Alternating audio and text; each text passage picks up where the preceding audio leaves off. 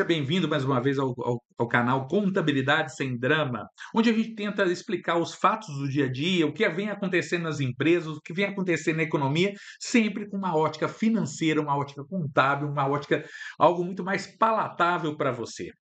Mas antes de mais nada, vou te pedir a gentileza, se inscreve no canal, dê o like, isso sinaliza para o YouTube que você gosta desse tipo de conteúdo e cada vez mais o YouTube vai te mandar esse tipo de conteúdo. Além disso, você ajuda o canal para a gente estar promovendo cada vez mais esse tipo de assunto. Mas antes de mais nada, o Contabilidade Sem Drama, meu nome é Rodrigo Zicardi, eu sou contador, eu sou administrador, atuei em empresa de auditoria Big Four, atuei como controle financeiro de empresa de capital aberto e hoje empreendo no segmento odontológico e criei esse canal de forma que a gente gere maturidade contábil e financeira para você, de forma que você se desenvolva.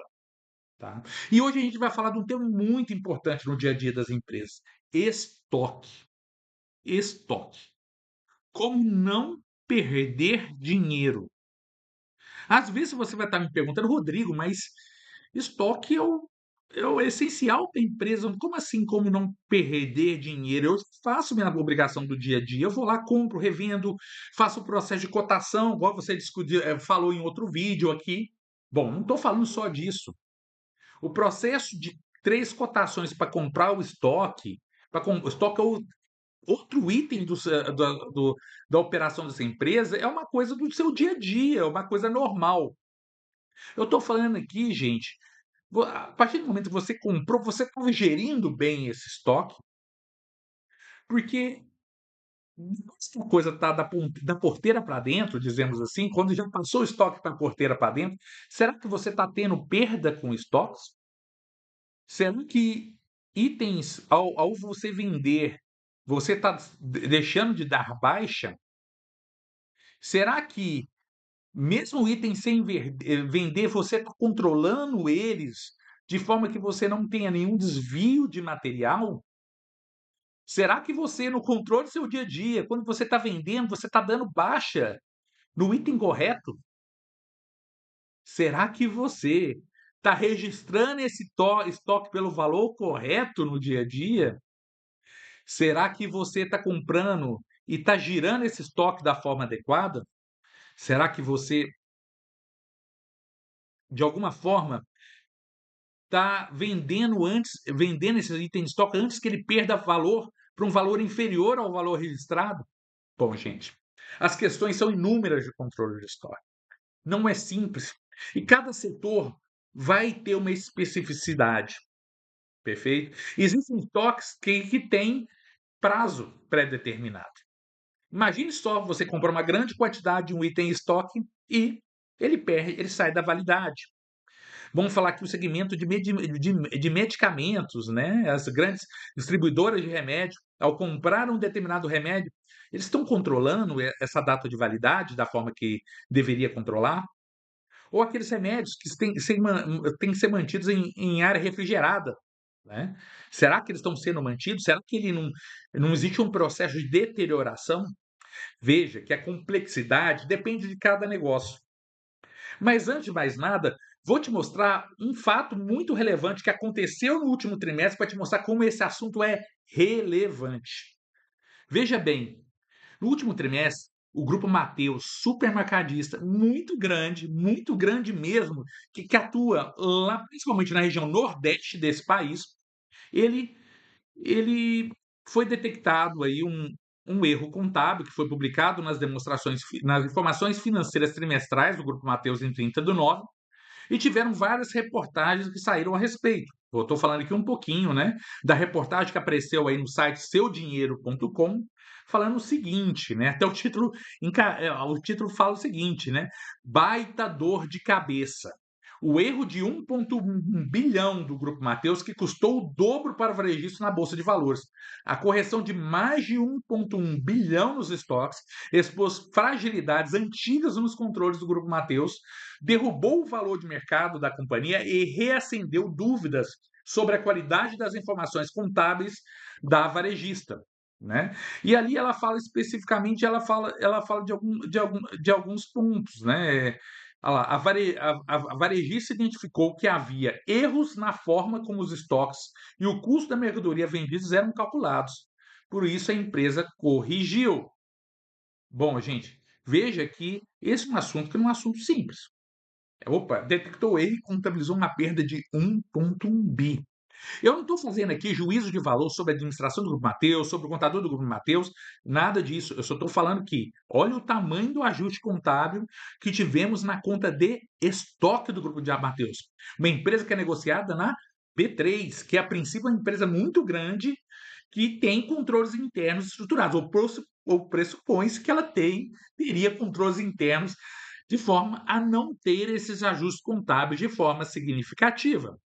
Vamos olhar um pouquinho agora o que o Grupo Mateus falou, né? Um esclarecimento da CVM, o que o Grupo Mateus falou a respeito desse tema, né? Especificamente. Ela fala, ó, aqui no seu esclarecimento ao comunicado ao mercado, né? O comunicado mercado que está lá no site de Relações Investidores, né? É, é, Relações Investidores do Grupo Mateus, que foi publicado lá em dia 19/11/2025.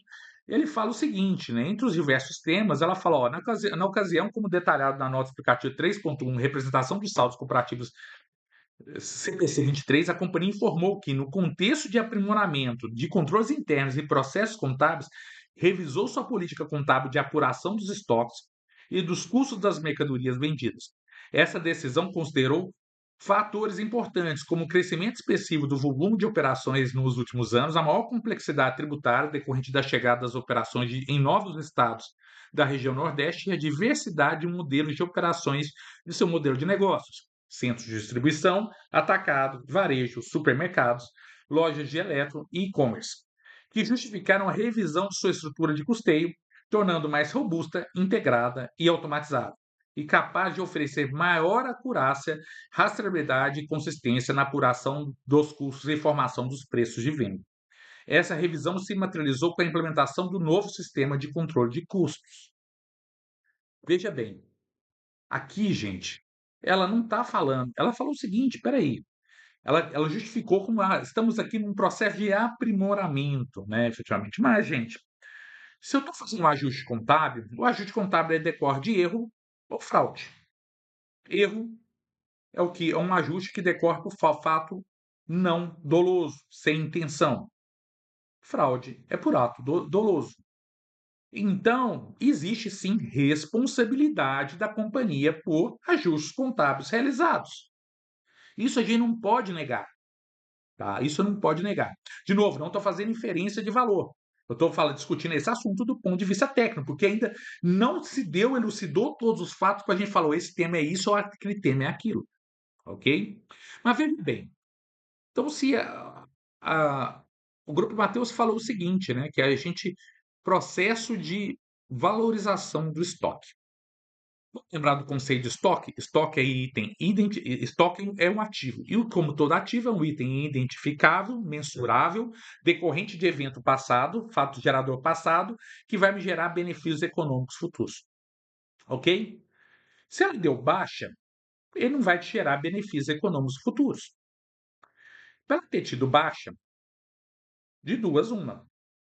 O item não existe, e aí é uma falha de controles internos. A gente pode falar o que pode ter ocorrido, mas, não estou falando aqui especialmente do Grupo Mateus, é para você refletir sobre o seu negócio, tá? Esse item não existe, ou ele foi registrado de forma inadequada, lembrando que o ativo, o estoque é registrado pelo seu custo histórico de aquisição, que é o valor de nota, né? Ou de valor de nota, líquido, líquido dos impostos recuperáveis. Então, por exemplo, se eu sou contribuinte de ICMS e eu tenho ICMS que incide sobre a mercadoria que eu compro, eu destaco ela e aí o estoque fica líquido do valor do ICMS a recuperar e eu compenso com o ICMS futuro sobre as vendas que eu vou realizar. Que a princípio me parece que parte desse processo é disso. Parte é do item talvez não existir, igual a gente falou ali, falou crescimento de operações. E existe um terceiro item que é valorização. O que é o item valorização?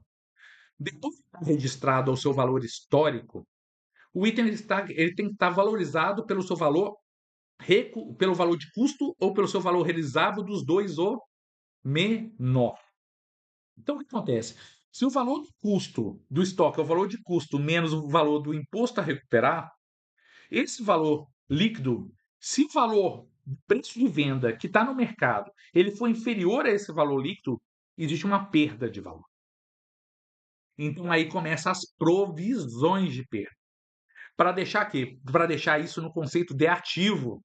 Ativo não é o item identificável, mensurável, decorrente de evento passável, de fato gerador passado, que vai gerar benefícios econômicos futuros. Se aquele determinado item ele está registrado no estoque um valor superior ao valor que ele vai realizar no mercado, uma perda tem que ser contabilizada no momento que você identifica essa perda. E essa perda pode ser por quê? Ela pode ser em decorrência de preço de venda. Essa venda, o preço de venda pode ser inferior ao valor que está registrado em estoque e é contabilizada a perda. Ela pode ser registrada por baixa movimentação. O que eu quero dizer é o seguinte: existem o que eles chamam de slow moving items, os itens de baixo giro. Esses itens de baixo giro, às vezes o estoque ele gira tão pouco que, na luz da ótica do balanço, a gente fala assim, pô, não faz sentido a gente ler e entender que aquilo tem no ativo circulante um ativo que realiza tão pouco. E aí ele é contabilizado uma baixa. Tá? E existe baixas por outras questões muito mais inerentes a segmentos de mercado, alguns segmentos de mercado. Mas, em suma, são esses três tipos de provisão. Mas eu não quero que você perca de vista esses três itens que a gente poderia estar falando de, bom, da porteira para dentro, depois que o estoque entrou, de onde pode ocorrer essa perda? Vamos focar agora na questão do. Vamos que da questão do o estoque não existe. O porquê um item não poderia não existir, por exemplo, se esse for um erro do grupo Mateus, eu não estou afirmando nada, eu estou falando de suposições, por que um estoque não existiria? Bom, a gente pode estar falando de, bom, um item, de alguma forma, ele foi vendido, mas ele não foi baixado.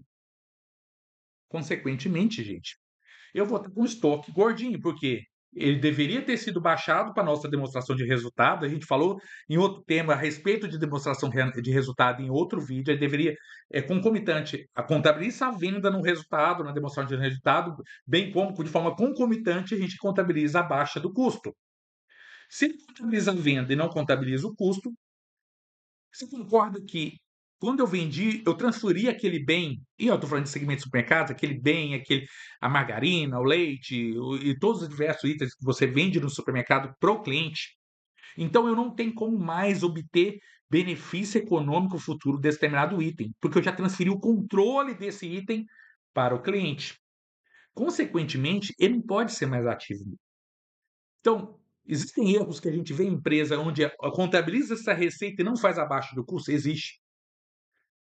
Por quê? Às vezes é sistêmico, gente. Às vezes é sistêmico. Às vezes existe um problema de decorrência de erro, né? E por isso existem controles internos, de forma que impedir que esses problemas ocorram com uma recorrência, de forma frequente. Além da contabilização da receita não abaixo do custo, às vezes pode ter uma distorção decorrente de, bom, compra item A, baixa o item B. Pode existir, gente. E, em decorrência disso, você vai ter uma distorção de estoque, porque dificilmente o item A pode valer ou ter o valor de custo registrado no estoque pelo mesmo valor que o item B. E isso vai gerando distorções.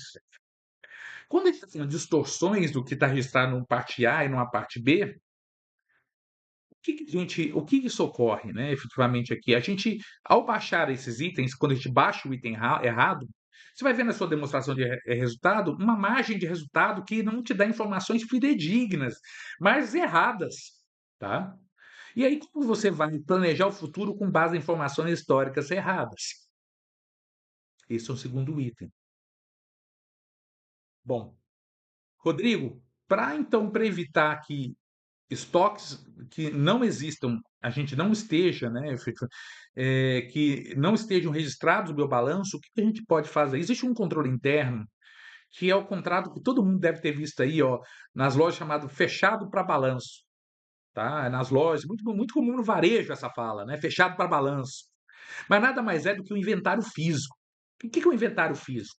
Eu fazer uma contagem independente a respeito dos itens que eu estou verificando, inspecionando na loja e compará-las com o que está registrado no sistema.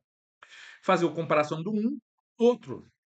Caso haja distorções, gente, eu ajusto, tá? Agora pensa o inventário, a complexidade que é um inventário físico no segmento supermercadista, onde o volume de itens é muito grande. Eu tenho que ter sistemas de inventário físico muito robustos, de forma que eu tenha controle, porque erros vão existir numa operação muito grande. Não existe problema. Risco de ter um ajuste contábil, um erro contábil, é normal. O problema é você não estruturar controles de forma que minimize o efeito desses riscos, ok? Então, o controle do inventário físico é uma coisa que você deve estar pensando no seu dia a dia. Caso você não tenha, faça. Tem muita empresa que faz em periodicidade anual. Sabe o que eu sugiro? Faça ela trimestral. Faça ela trimestral. Garanta que seus sistemas estejam sempre adequados, corretos, e estruture seus processos de forma que, a cada vez que você acompanhar os efeitos do inventário físico, eu tenho certeza que no dia a dia você vai modificar todos os processos de forma que cada vez mais você vai querer identificar menos ajuste no seu inventário físico, menos diferença. Porque a diferença é dinheiro, dinheiro saindo do seu bolso. Tudo bem? Imprecisão, gente, o que que é? Que eu estou registrando pelo valor inadequado. O que que é a questão do registro? Pensa bem, gente. Se eu estou registrando de forma inadequada, isso impacta a margem, tá? Vou dar um exemplo muito claro, tá? Eu não falei que o valor do estoque registrado pelo custo menos o valor pelo valor de custo, e em contabilidade a gente usa muito essa nomenclatura custo histórico, pelo valor do custo, que é o valor da nota fiscal, menos impostos recuperáveis. Por exemplo, imposto recuperável. Gente, se eu sou uma empresa que é a nota fiscal, eu estou comprando um item para estoque, mas eu sou um prestador de serviço, eu não tenho uma atividade de forma a recuperar esse imposto anterior, esse imposto não é recuperável. Agora, se eu sou um varejista, exemplo do Grupo Simões ali, se eu sou um varejista e eu tenho, minha nota fiscal tem um ICMS, incidiu o ICMS e eu consigo recuperar esse ICMS na saída, quer dizer o quê? Que eu tenho que tirar esse valor do estoque e classificar numa conta chamada impostos a recuperar, que vai ser realizável por um giro diferente do giro de estoque, tá? Então, se o valor do estoque é o valor que eu registro, então, como que eu estou registrando essas notas fiscais? Quem está fazendo? Como eu estou garantindo que que o valor da nota fiscal está sendo registrado de forma adequada? De novo, gente, isso é amarrado tudo por controles internos, tá? Como que eu estou garantindo, e aí indo um pouquinho mais, né? Como que eu estou garantindo que o valor da nota fiscal foi o valor que eu cotei anteriormente e foi devidamente aprovado pelo limite de alçada? E como isso é amarrado? Hoje os sistemas, né, os ERPs, né, os SAP, o sistema da TOTS, entre outros sistemas, né, os sistemas, né, integrados, eles têm controles para te garantir isso, e o que vai te dar um pouco mais clareza. Bom, então, se o valor do estoque é garantir processo, o valor da prisão é processo, gente. Como que eu garanto que o valor da nota fiscal está registrado certo e líquido dos impostos recuperáveis? Pense numa empresa que tem um sistema muito. Se eu não me apoiar em controles internos, de novo, gente, eu vou estar registrando pelo valor errado, consequentemente, eu vou estar apurando margem errado e demonstrando para o mercado margem errada. Faz sentido isso? Gente? Não, não faz sentido. Então, como que eu faço? Não estou falando que é fácil. Quanto maior a operação, maior a complexidade dos controles internos. Mas empresas de capital aberto, eles têm que garantir que os controles internos funcionem. Não é prerrogativa falar que está evoluindo no processo de controles internos. Todo ser humano evolui. Mas a pessoa que toma a decisão com base em demonstrações financeiras auditadas, ele parte do pressuposto que as demonstrações financeiras estão materialmente adequadas e não devem apresentar 1,1 bilhão de erros, de baixas contábeis em sua demonstração financeira. Isso é o mínimo, gente. Então, se as demonstrações financeiras estão registradas da forma adequada, O que eu faço do ponto de vista de controle interno? Que eu não permito que os registros ocorram da forma indevida. Não basta corrigir o passado se o para frente não for acertado. É um erro de processo, erro de registro. Como você vai garantir que o valor que tem que estar registrado no seu estoque está registrado de acordo com o valor da nota fiscal? Como você vai garantir que o valor que está registrado lá, os impostos recuperados vão estar segregado? Isso independente da localidade onde você estiver. Se você tiver operação lá no setor, lá no sertão do Sergipe, ou lá no Piauí, ou seja, lá no sul, né? Obviamente, a norma contábil é a mesma. Então, como que você vai fazer isso do ponto de vista processual? Se apoiar em sistemas, se apoiar em qualificação de pessoas, se apoiar em consultores, né? De forma que esses erros não ocorram. Se o algo está registrado errado, quando baixado, vai dar uma distorção na apresentação da demonstração de resultado, tá? E quando a gente está falando de um terceiro erro, possível de erro, que é o valorização, é quando você, por exemplo, né? Você tem itens que eles estão lá valorizados, depois de ter registrado pelo valor de custo de transação, eles estarem registrados com um valor que não, não recupera aquele custo de transação. O que eu quero dizer? Estoque é um ativo, que é um item identificável, mensurável, decorrente de evento passado, de fato gerador passado, que gera benefício econômico futuro. Então, pensa o seguinte, e ele fala o seguinte, ele tem que estar valor, ele deve estar registrado pelo custo histórico ou pelo valor de realização, dos dois o menor. Por quê? Ele tem que estar pelo valor. Se o valor do estoque ele é superior ao valor de benefício econômico futuro, eu tenho que ajustar ele ao valor de benefício econômico futuro. Já comecei a falar no início, né? Pensa o seguinte, gente. Uma empresa que mexe com, por alguma razão, mexe com um produto de tecnologia. Revenda de tecnologia, produtos. Fala lá que o iPhone, foi lá, compra um iPhone, um modelo de iPhone, coloca vários no estoque.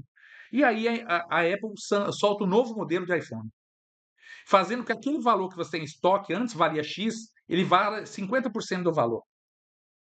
Se seu valor do estoque está superior ao valor que ele é o novo preço de venda, pelo valor que ele é realizável, você tem uma perda. E essa perda ela é realizável no momento que você tem ciência já disso.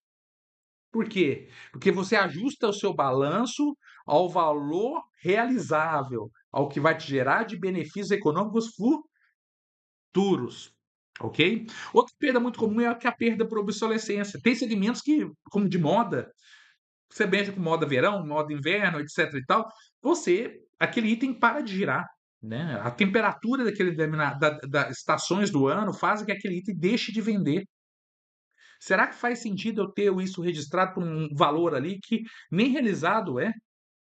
E aí, gente, a gente tem que guardar as proporções e tem que guardar as características de cada mercado. De cada mercado. Então, ao observar esses itens, você tem que trazer ele ao valor realizável, tá? Muitas das demonstrações financeiras que vocês veem de empresas de capital aberto têm aquelas perdas lá que consideram o dia a dia. Porque os estoques, conforme a norma fala, elas têm que entrar para o seu valor de custo ou valor realizável dos dois ou menor, porque ele bate no conceito de benefício econômico futuro.